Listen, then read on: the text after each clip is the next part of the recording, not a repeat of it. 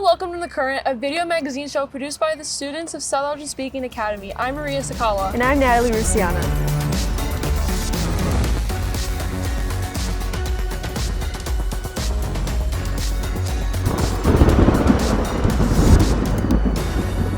On this episode, we'll take a trip to the Gail Borden Library in downtown Elgin to visit some dinosaurs. Rediscover records on Spring Street in Elgin. Teenagers train to save your life. Then out to a fun fall family destination with Joe Vallis. Then into Roselle with Jackson Kuzinowski to check out Grognard Games. But first, let's go to the Elgin Historical Museum with Ariana for a look at an exhibit that celebrates Hispanic heritage. In Elgin, a unique project is bringing generations together by preserving the stories of Hispanic families who built this community. The Hispanic Heritage Project isn't about history, it's about identity, culture, and pride. Well, I think the inspiration obviously came from the fact that Elgin has a very big and growing Latino population. Through verbal histories, photographs, and community events, the project shines a light on the contribution of Hispanic immigrants and their descendants. I think it's critical the students, obviously, especially the younger ones, get involved and be at least in touch with their culture, because what happened to me was I wasn't. It's about honoring the past while inspiring the future, making sure that young people today can see themselves reflected in the voices of their parents, grandparents, and neighbors. Our community, like so many other ethnic communities, often starts with that first generation coming here. By the time you're second, third, fourth generation, they lose a lot of not only our language, but they lose a lot of our culture. They begin to not know how to cook some food that's pretty much a staple in the community. Certain words, euphemisms, idiomatic phrases are just lost on them. And that's perfectly natural. I'm not trying to judge. I think that's perfectly natural when you assimilate and acculturate into this melting pot called United States of America, right? It's easy to lose the history because you start losing your language, you start losing, the religion, you start losing the music. I'll tell you, for me, I was born in Elgin, right? I didn't listen to Spanish music till I was like in my mid-20s. It was all rock and roll. I hardly knew any Spanish. And I was in California one day, because I was out there for 10 years, and I saw a car drive by with the Puerto Rican flag. And the only thing I knew to say was, Boricua! We all screamed. And they screamed it back, and I'll never forget, I was so embarrassed. I'm like, I don't even know what that means. What does Boricua even mean? I don't listen to salsa. I know nothing about my island. And that was a defining moment for me. The Elgin Hispanic Heritage Project reminds us that heritage is just not where we come from, but about the strength, pride, and unity we carry forward. In Elgin, history speaks to the voices of its people, and thanks to this project, those voices will never be forgotten. It's so cool to learn about the Hispanic community. Yeah, it is. Whether you're preparing a lakeside brunch, curling up with a good book, every corner of this house tells a story. Now let's go to Lauderdale Lakes in Wisconsin with Sam to check out more. With vacation prices rising, it's becoming harder and harder to leave the state, and seeing our grandparents isn't as easy. But that's not a problem for Alyssa Jean, a resident of Illinois who visits her grandparents at their family lake house at the Lauderdale Lakes of Wisconsin whenever she can. I'm always up here in the summer. For a couple of years, I would spend maybe one day a week at home, but I've learned a lot and I gained responsibilities very young. Living on a lake and in a lake house is a really big responsibility. They have to learn how to clean and maintain the boats, dock, and hot tub, as well as taking out the shore stations in the winter and replanting the garden every spring. Lately, there's been a problem where new people are coming to the lake and they aren't respecting the no wake zones and have been disregarding rules and littering. At certain times of day, there are no wake zones, meaning make no waves. These are used for the safety of the seawall and the people swimming. There's expectations to keep the lake safe and clean at all times. Not everything at the lake is rules and expectations. It's also a lot of fun. Alyssa got her boating license at 11, and she believes it's one of the reasons she became such a good driver at 16 on the roads. Activities at the lake can include tubing, boating, water ski, wave runner, lily pad, and paddle boards. I love tubing. If given a choice between water skiing and tubing, I would choose tubing 100%. I know how to slalom ski, which is skiing on one ski, and just regular skiing, which is double. But tubing is 100% my favorite. It feels like you're going to die until you're done, but it's so fun. She believes that the family environment is completely different up the lake. They are really close as a family when up in Wisconsin, and it brings the family together more than ever. Like watching movies, going to fairs, eating meals, going on the boat, and learning new songs on their guitars.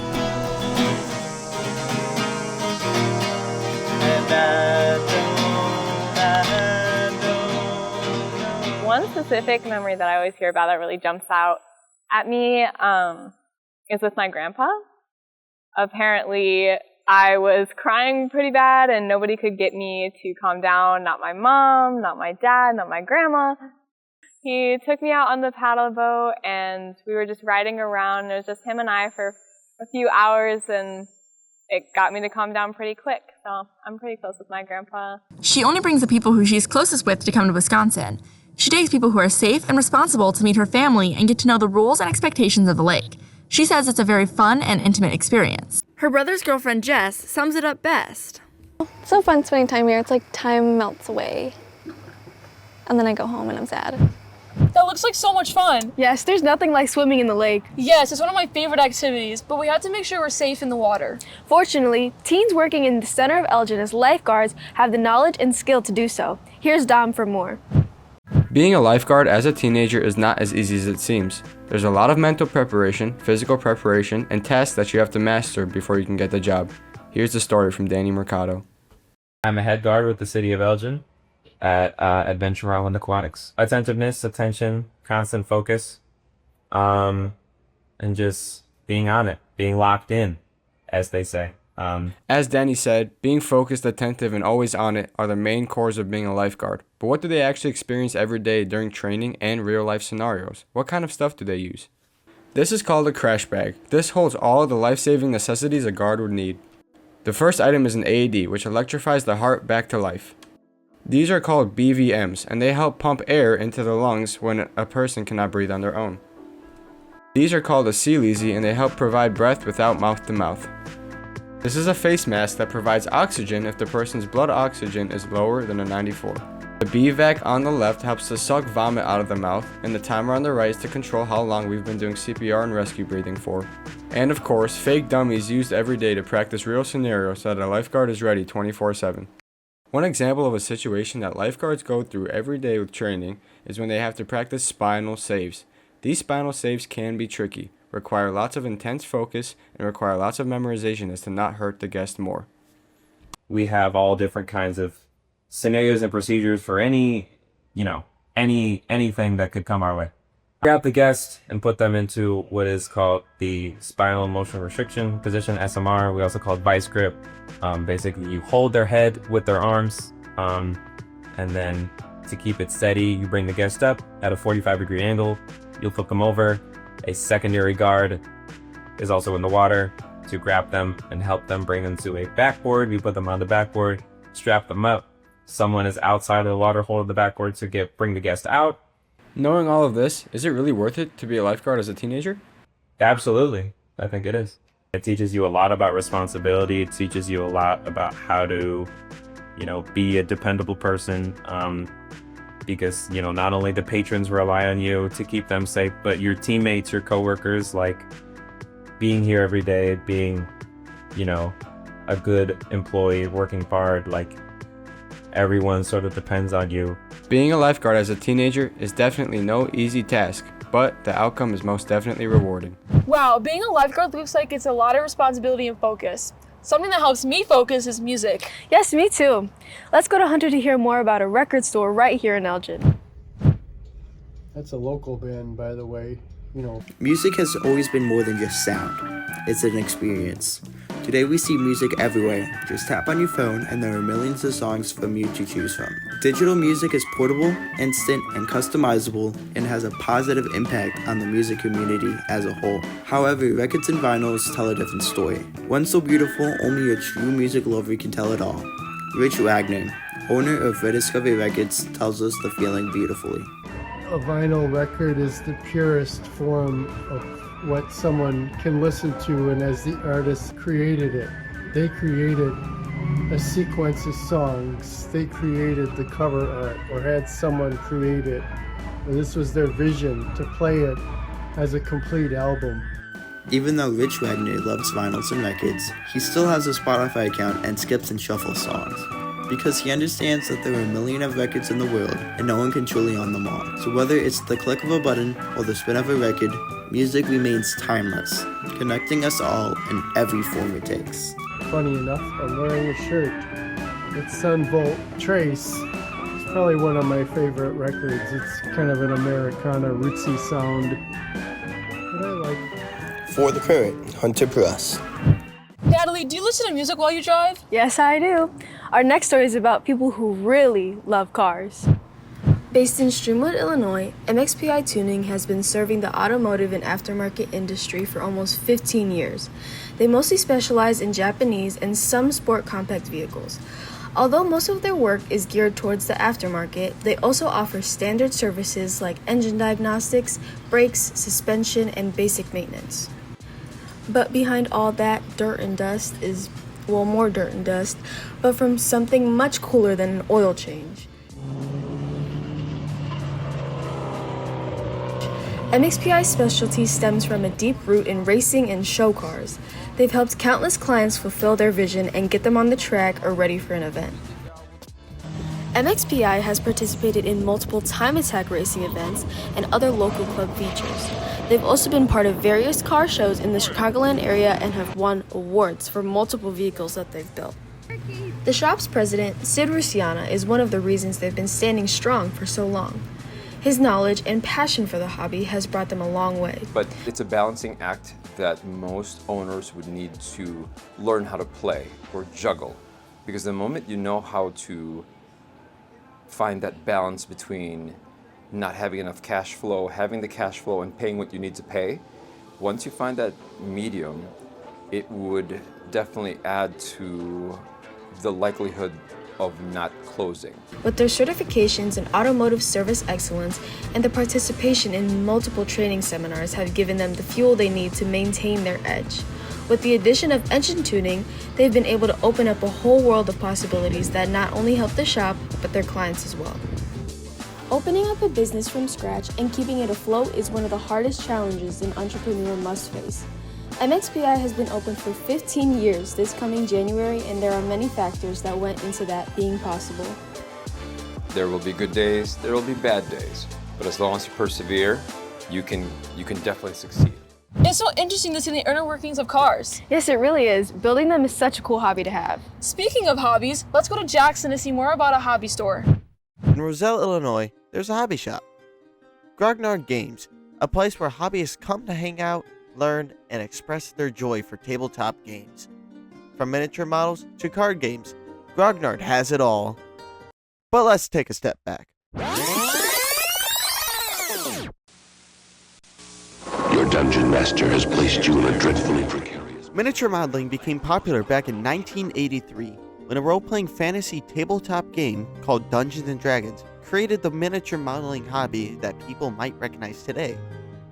Probably discovered miniatures many years ago when I first started playing Dungeons & Dragons, and they made miniatures out of lead. And even as far back then, painting your models was something that a lot of people did because we would use the little miniatures to play Dungeons & Dragons to represent our characters. Miniature models are little action figures that start off in parts like a regular plastic modeling kit, like car kits or airplane kits, that once assembled, you can then paint. Whether you want it to be just like the box art or your own style. Once you're done with building and painting your models, they come to life through the tabletop war games. Miniature modelers specialize in different aspects of the hobby. Some specialize in painting their models, while others specialize in the strategies of playing the tabletop game. There's even players that concentrate on building terrains, vehicles, and enhancing the tabletop playing surface. Miniature modeling is not just, one thing, or it doesn't have to be all things. It can be whatever you want it to be, and that's kind of the really cool thing about miniature modeling. The great thing about all these kinds of hobbies is that you can participate in them to whatever level you feel comfortable and to whatever level you enjoy. The Grognard store also hosts events for the tabletop games, such as narrative-driven tournaments, competitive tournaments, and apocalypse tournaments, where they allow more than 10 people to play a game together and cause chaos on the battlefield. We do tournaments certainly that are competitive tournaments, people like the highest level of competitive tournaments. Then we do things like leagues and campaigns, which are not so highly competitive, they're more a narrative style, so you're playing games against each other to kind of try to complete or tell a story. And then we do big mega games, like apocalypse games they call them for 40Ks. If playing the game isn't your style, Grognard hosts events to help beginners learn how to paint their models. We've done many classes of painting and hobbying on how to use different kinds of paints, different painting techniques, from beginners all the way through advanced. Grognard also hosts events for card games such as Magic the Gathering and Star Wars Unlimited. They try to accommodate to their community's taste within their own hobby, whether it be miniature modeling, board games, books, and even trading cards. Grognard Games is devoted to the community, making the hobby shop feel like a second home for gamers. Our whole goal at Grognard Games is just to create that third space, that inclusive, friendly, welcoming, comfortable, safe environment where everybody can get together, have fun participating in the hobbies that they enjoy participating in, and understand that, we're all in this together. That's a really fascinating place. Yes, it really is. It's a place you could fall in love with. Speaking of fall, here's Joey Vallis with a fun fall activity. If you head down Hart Road in Aurora, you'll come across a 40-acre farm that has been around since 1949. The farm is called Abbey Farms, and it has been bringing family fun to the Fox Valley area for over 75 years. It may be empty now, but in just a week or so, it will be filled with people looking for some fall fun. They won't have trouble here, though, because there is more than you can ask for. We've got a jumpy pillow, mega drop slide, hayride, 8-acre corn maze, you pick and pre-picked pumpkins. We've got a zip line back there, corn cannons, whole bunch of stuff. You can grab pumpkins of all sizes out in the field or right out front of the farm store. Just don't end up like Linus on your way home. Speaking of the farm store, you can find everything from little trinkets to a bakery where you can pick up some apple cider donuts and preserves or dips. I am sure you will not leave empty-handed or with an empty stomach. That's not all, though. Right when the Pumpkin Days Festival is at its end, Director of Operations Eric Mott and his team gear up for the Christmas season. Because Abbey Farms is not only a pumpkin farm, they also grow Christmas trees. Just like the pumpkins, you can get a tree that was picked for you already, or you can go have a less brutal Griswold Christmas tree retrieving experience and chop one down yourselves. There it is.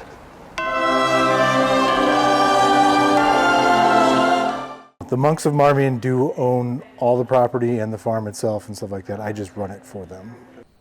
That's right. Ever since its opening in 1949, the monks of Marmion Abbey have owned the farm and have been putting the proceeds right back into the farm and, more importantly, to their mission in Guatemala. That's what kind of the farm is for, is to support the Marmion Abbey and stuff like that. So basically, everything we make and stuff like that ends up going back to them to support the monasteries. What a fun and easy way to support a nonprofit organization, and all you have to do is go and have fun. Abbey Farms is open Wednesday through Sunday from 10 a.m. to 6 p.m., and they stay open a little later on Saturdays until 10. They will be running the Pumpkin Days Festival until October 30th, but if you miss that, then I guess you'll just have to go and get a tree at Christmas. Don't miss this fun opportunity if you are in the Fox Valley area soon. Thanks, Joey. Up next, McKenna has more about Club for Christ. For most, being a mother is already a full-time job. But for Jillian Nitty, raising her family wasn't the end of her story. It was the beginning of a calling. I noticed the youth is very distracted with social media and technology and cell phones, and it's been on my heart to kind of start something for them where they can find a place to just have questions and feel comfortable in a supportive environment. That calling became a youth group, Club for Christ, a place where young people could step away from their screens and step closer to their faith. I started Club for Christ for the main goal and mission to help people know Jesus, but not just that, build a relationship with him. That's my ultimate goal. It hasn't always been easy. Balancing family life, another business, and this new ministry has stretched Jillian's time, but it's also transformed her. In a way, it's taken a lot of my time, but I really feel like God's put it on my heart to do this. I've kind of just completely taken a new role in life, and it's scary and it's challenging. What keeps her going? The small moments, the sparks she sees when faith begins to take root. The most rewarding part is seeing the kids show up and seeing them enjoy themselves. And I love the look in their eye where something's hitting them, and they're actually asking themselves questions to help, questions internally to help build their faith.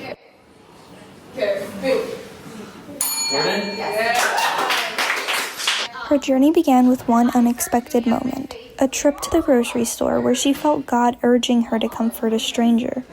At first she resisted, but later she returned and told the cashier that God loved her. And I just want to tell you Jesus loves you, and she stopped and she hugged me. She said thank you.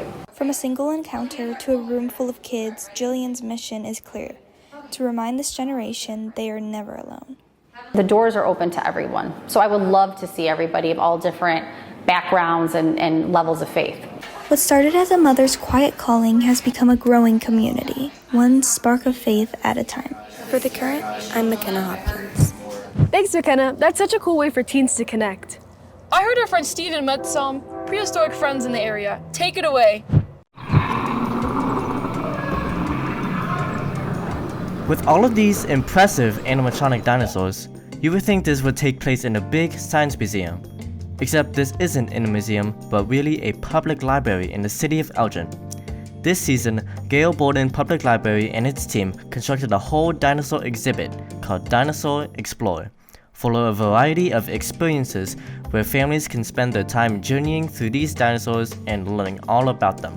Not only does everybody like dinosaurs, but there are a lot of really engaging elements to the exhibit. Gail Borden's Dinosaur Explorer is full of visual and informational features that captivates children of all ages, especially dinosauring-loving kids. Young children from around the world often have intense fixations like space, superheroes, or cars.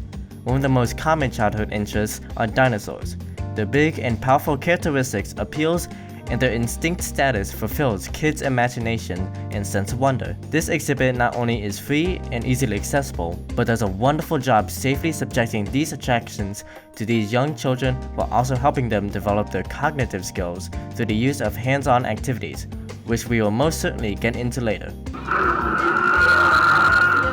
This exhibit has been a beloved tradition in Gail Borden for 4 years, and this year was the first time they fully incorporated lifelike animatronic dinosaurs that roars and moves, captivating and bringing people into the dinosaur world. With more than 20 animatronics of any child's favorite dinosaur, the Triceratops, the Velociraptor, the Tyrannosaurus, the Regloceratops, the Troodon, and the list goes on. But these animatronics weren't so easy to manage. According to Public Relations and Development Division Chief Natalie Kieberg, the exhibit until this year used dinosaur bones as a visual component before Gail Borden got the help of multiple sponsors to upgrade the experience, whether it's funding, planning floor layouts, or even designing the animatronics themselves. It's safe to say that without these sponsors and the teamwork that comes with it, this project wouldn't have been possible. You can't bring in an exhibit without being able to fund it. So we're very appreciative of all of the sponsorship efforts that we have. While the animatronic dinosaurs are the main attractions, the interactive and safe activities makes this exhibit T-Rexcellent. The coolest activity that I've seen kids enjoy is the Creative Source, where you can draw and create your own dinosaur, give it a name, and have it pop up on the screen as a digital moving dinosaur next to the others, letting kids make their imagination run absolutely wild. Yeah, everybody can see my... Mixing the fun and interactive aspects with the fascinating facts and details about these dinosaurs, the exhibit promotes both knowledge and enjoyment for all families to enjoy, while also encouraging kids to read what they love. When you can just walk in without trouble of paying any fees or signing any waivers, this amazing exhibit is without a doubt the perfect idea of spending time with your children and your family. Nothing can Triceratops this Jurassic adventure. Thanks for that blast from the past, Steven. Well, that's all we have for this edition of The Current. My name is Maria. And I'm Natalie. Thank you for tuning in on this episode. We're gonna get out of here because it's cold. See you next time.